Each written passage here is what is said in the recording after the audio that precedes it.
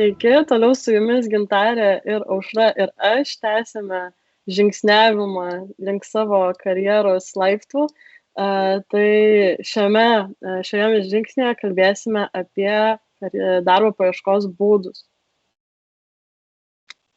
Na, tai visų pirma, galima dar atsirinkti, kokio to darbo iš tikrųjų noriu.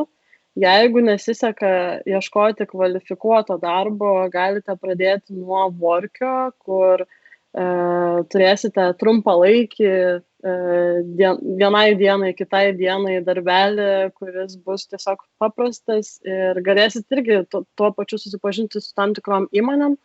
Na, o jeigu ieškote jau kvalifikuoto darbo, tai visų pirma naudokitės LinkedInu ir visais kitais darbo paieškos portalais. Vienas populiariausių yra CV bankas. Jame dauguma įmonių talpina savo skelbimus ir jais aktyviai dalinasi. Tiek kvalifikuotai, tiek nekvalifikuotai darbo jėgai.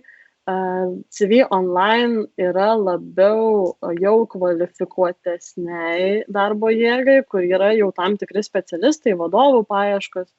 Tai ten jau tokie renkasi solidesni, daugiau patyrę specialistai. CV.lt, kaip ir CV bankas, tik tiek mažiau populiarus, kaip ir CV market. Tai, žodžiu, tų darbo skelbimo portalų vis atsiranda, tad reikia juos stebėti.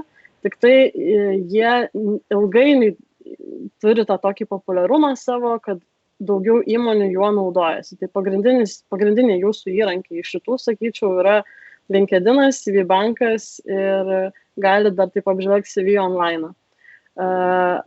Fokusą dėkite į praktikų ir jaunesniųjų specialistų darbų skelbimus, nes tikimybė ten papulti bus didesnė, nebent norėtumėt startuoti kokioj mažesniai įstaigoje įmonėje, tai tikėtina, kad ten galimai ir jūs paimtų neturinčius dar didelės patirties.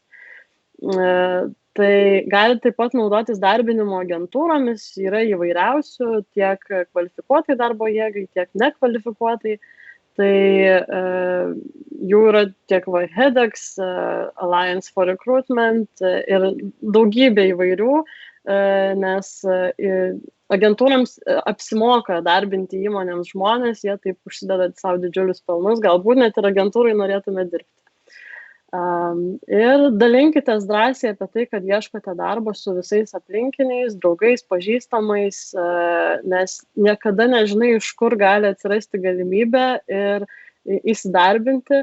Stebėkite Facebooką, Instagramą ir įvairius kitus žmonės, kurie gali dalintis darbo skelbimais ir darbo paieškomis. Dažnai būna, kad įmonės darbuotojai kviečia kokius nors žmonės ar iš aplinkos, kai gauna galimybę, tai sakau, labai svarbu yra drąsiai ir aktyviai tai daryti ir ieškoti ir nusiteikti, kad tai gali trukti. Na, ir Gintarė? Taip, ačiū Emilija. Tai man iš savo pusės, ką būtų svarbu paminėti, tai du dalykus. Tai vienas dalykas yra, kalbant taip pat, yra lentelė prieš jūsų akis, tai iš savo darbo praktikos, konsultuojant karjeros klausimais, tame tarpe ir moksleivius, kurie pradeda tik tai savo pirmų žingsnių žengti, nepamirškite ir tokios galimybės, kad jeigu jūs labai konkrečiai žinot, kur norėtumėte dirbti, galbūt tai yra konkreti įmonė, galbūt tai yra konkreti sritis, jūs tikrai galite aplikuoti tiesiog į įmonės atskiras. Tai reiškia, kad jūs galite susidaryti lentelę, tai gali būti Excelis ar bet kokia kita lentelė, prieš jūs yra labai geras pavyzdys, ir tiesiog susirašyti įmonės, remiantis pardavimų proceso tokia metodika, tiesiog susivesti organizacijų kontaktus, atsakingus asmenis, telefono numerį, e-mailą ir skambinti atskiras įmonės. Pradžioje galite siūsti savo CV ir motyvacinius laiškus stiprius, vėliau skambintis, domėtis, kad galbūt yra tam tikros pozicijos, į kurias jūs galėtumėte aplikuoti ir tokiu būdu ieškoti darbo. Tikrai nemažai turiu pavyzdžių, kaip jauni žmonės lydimi šitame procese, nebūtinai per e-mailus, bet skambindami ir kalbėdami telefonu, vėliau susitikdami, tokiu būdu susirado darbą dirba net neturėdami patirties, nes tiesiog įmonėse dažnai net jeigu nėra paskelbta, kad yra ieškoma tam tikra pozicija, bet jinai gali atsirasti arba žmonės, kai kurios įmonės, organizacijos motyvuotiem žmonėm netgi yra pasiryžę sukurti naują darbo vietą. Tai tikrai šito žingsnio nepamirškite ir nenuleiskite rankų, jeigu darbo paieškos portaluose nerandate pozicijos, kuri jūs domina. Tai čia yra vienas dalykas.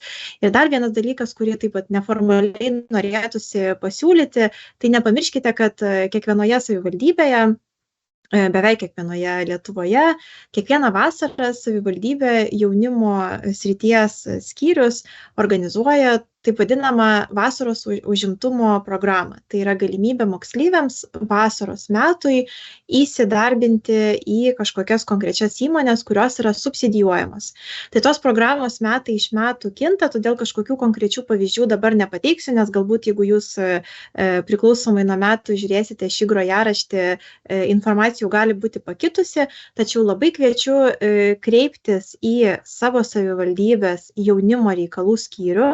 Kiekviena savivaldybė turi savo jaunimo reikalų koordinatorių, pasidomėti, kokios yra šiais metais jaunimo vasaros užimtumo programos ir pasidomėti savo galimybėmis įsidarbinti į savivaldybės arba kitų galbūt ES programų subsidijuojamas darbo vietas. Tai tikrai šią galimybę pasitelkite. Tai turbūt tiek norėjome su jumis pasidalinti šitame žingsnyje ir susitiksime sekančiame, kuriame kalbėsime jau apie darbo pokalbį.